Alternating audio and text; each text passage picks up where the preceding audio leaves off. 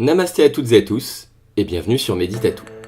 Après avoir terminé le trek du camp de base des Annapurna, j'ai poursuivi mon voyage au Népal en faisant une halte bien méritée dans la magnifique ville de Pokhara. Cette ville, la deuxième plus grande du pays, est d'une dimension bien plus humaine que Katmandou, avec ses 250 000 habitants contre 1,5 million à Katmandou. Elle est située en bordure du lac de feu, ou Phewa Lake, et regorge de lieux magnifiques à visiter, intéressants tant par leur histoire que par la beauté époustouflante des paysages qu'ils peuvent offrir. Alors préparez-vous pour une visite guidée de 8 lieux à ne pas louper à Pokhara.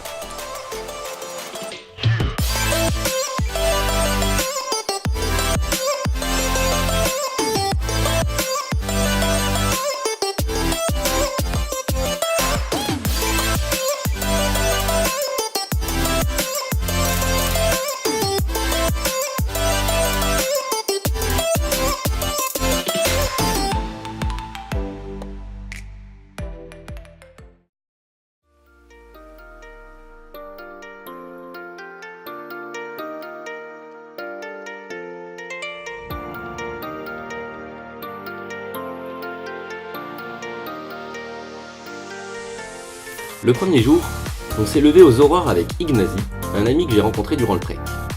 Un peu déçu de ne pas avoir pu admirer les Annapurna au camp de base, on a été tenté par la vue que l'on pouvait avoir depuis Sarankot, un village qui se situe à 1600 mètres d'altitude, soit à 900 mètres au-dessus du lac de Pokhara, et qui est réputé pour offrir un panorama magnifique sur la chaîne des Himalayas et sur le Phewa Lake.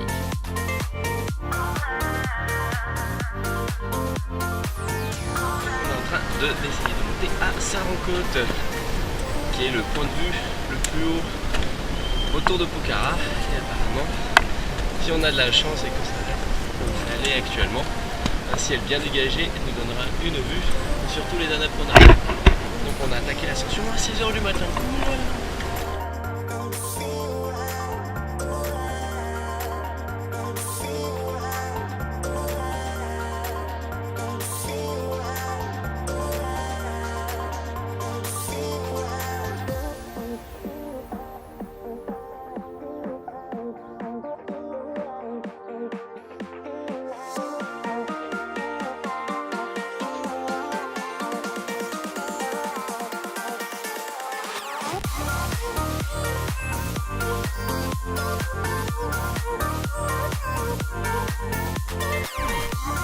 Ça s'annonce un petit peu compliqué pour voir les Annapurna, c'est quand même bien nuageux.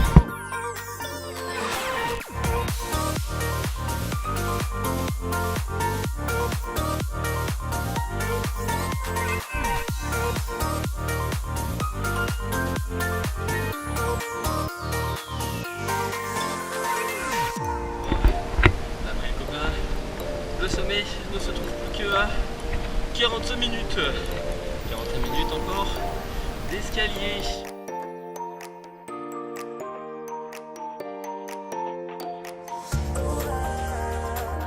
Et encore des marches.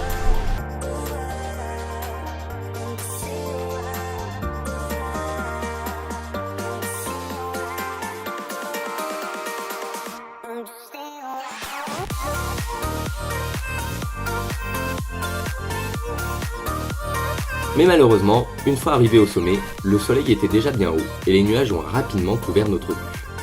Mais encore une fois, la déception n'était pas si importante car on était bien au courant que c'était pas la saison et qu'on avait déjà une chance exceptionnelle d'avoir tout ce soleil.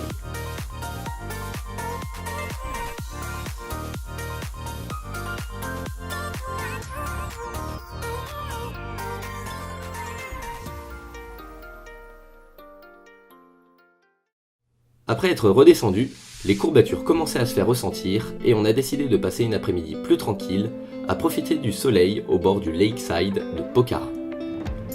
Le lac de feu, ou Phewa Lake, est le deuxième plus grand lac du Népal avec une superficie totale de 4,5 km².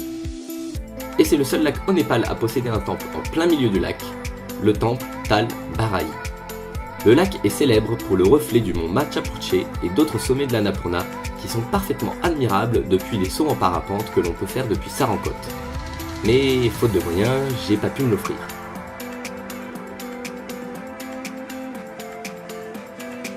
La balade le long du Lakeside est très agréable et nous fait longer tout un tas de bars et de restaurants offrant tous des plats typiques du pays, dont le Dalbat, vendu avec le slogan « Dalbat Power 24 Hour ». Ce qui s'avère vrai, car après un service à volonté de ce plat au mélange de riz, de légumes au curry avec une sauce très pimentée et une soupe de lentilles, vous n'aurez plus envie de manger avant le lendemain.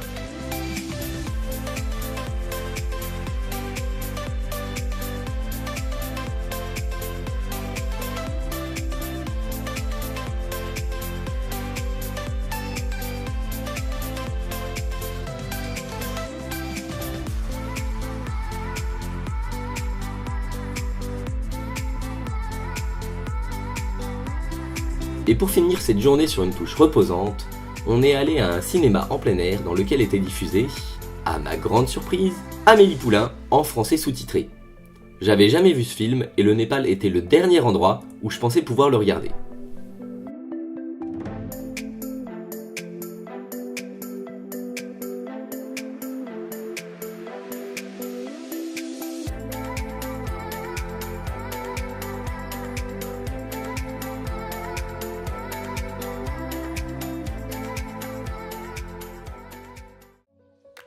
Le lendemain, nous sommes une fois de plus partis aux aurores avec Ignacy pour profiter au maximum de la journée ensoleillée qui s'annonçait. Le parcours que nous avons choisi commence par la location d'une barque afin de pouvoir visiter le temple Tal Barahi, également connu sous le nom de Temple du Lac.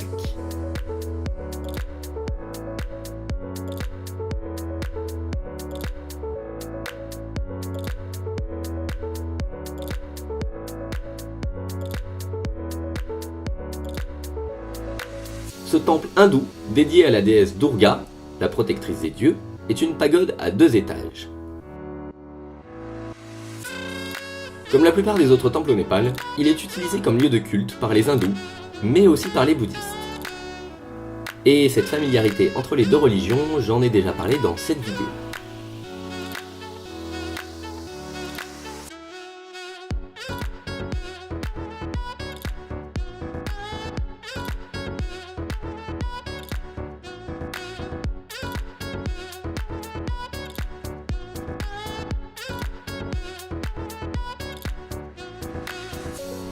La prochaine étape de notre journée, c'est le Pokhara Shanti Stupa, une pagode bouddhiste située sur la colline Anadu.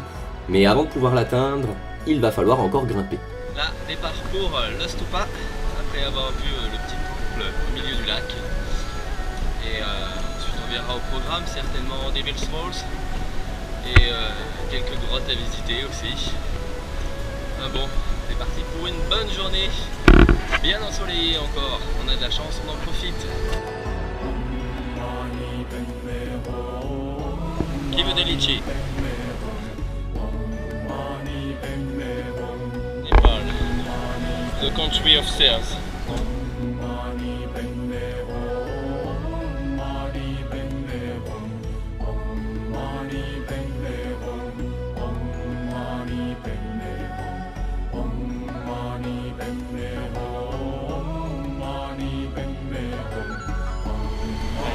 Angle, can enjoy the view. Not a big view here, but oh, incredible.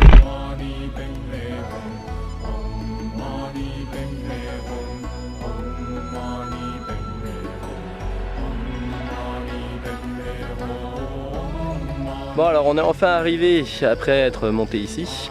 Et on a fait une bonne petite rencontre sur la route, mais malheureusement on ne peut pas faire entrer les caméras, c'est interdit de prendre des photos à l'intérieur, donc je vais être obligé de m'arrêter ici.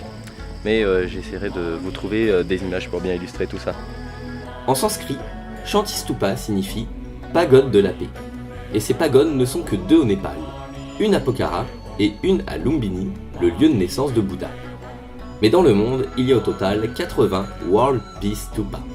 Leurs constructions ont été lancées par le moine bouddhiste japonais Nichidatsu Fuji, qui a lancé un mouvement de construction de ce type de pagode un peu partout à travers le monde pour prôner la paix mondiale après les horreurs de la Seconde Guerre mondiale. D'ailleurs, les 2 premières World Peace Stupa construites étaient celles de Hiroshima et Nagasaki, 2 villes représentant selon Fuji une tragédie sans précédent dans l'histoire de l'humanité, ainsi que la nature folle, stupide et barbare de la guerre moderne. L'architecture de ces shanty stupas ressemble de très près aux stupas bouddhistes traditionnels, comme celle que j'ai présentée lorsque j'en ai visité à Katmandou.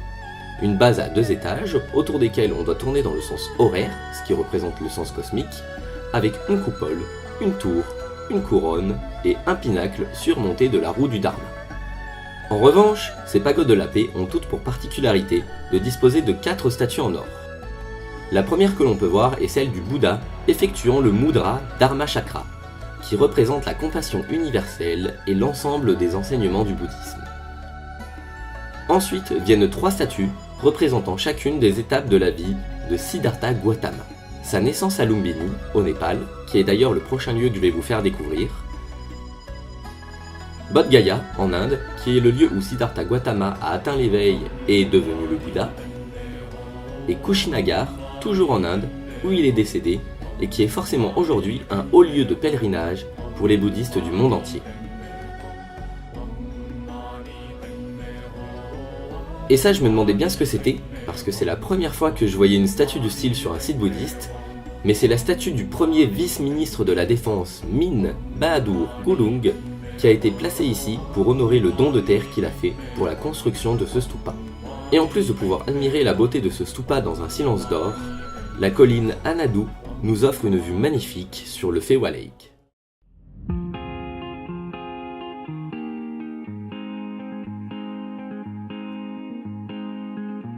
Ensuite, en redescendant la colline, on a pu avoir une vue splendide sur la vallée de Pokhara, où les villages de la vallée s'étendent à perte de vue.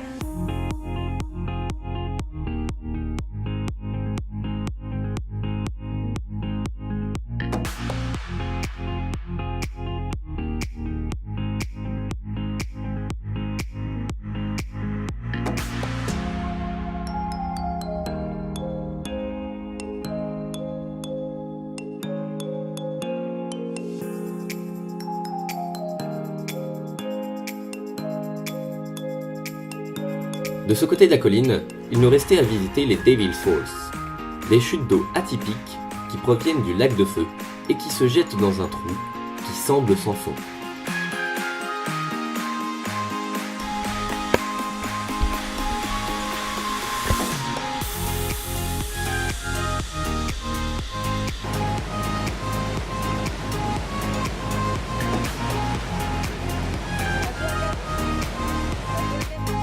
Et à quelques pas des Devil's Falls, il y a le temple Gupteshwar Mahadev et ses grottes.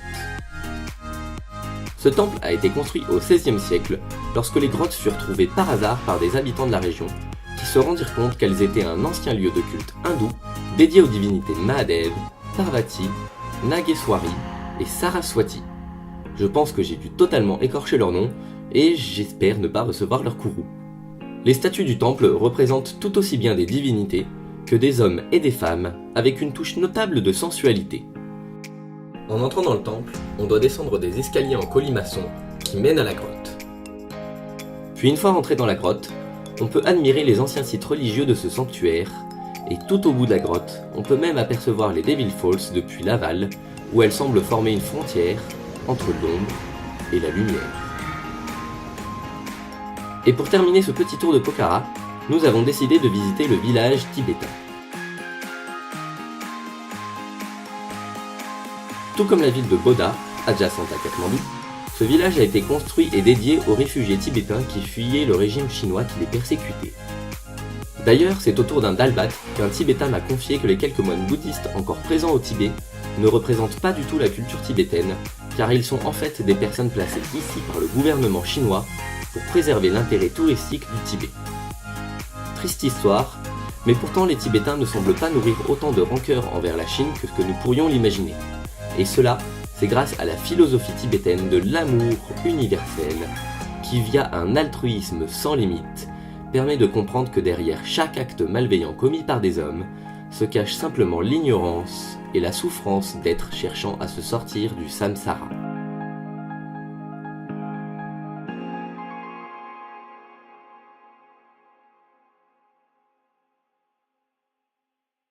Et voilà, cette petite visite de Pokhara est enfin terminée. J'espère vous avoir donné envie de vous y rendre. Pour ma part, c'est sûr que j'y retournerai, car je me suis rarement senti aussi bien que là-bas, et puis il faut vraiment que je voie ce panorama sur la chaîne de montagne des Himalayas. N'oubliez pas de liker la vidéo, de la partager et de vous abonner à la chaîne, et moi je vous dis namasté les amis, et médite à tous.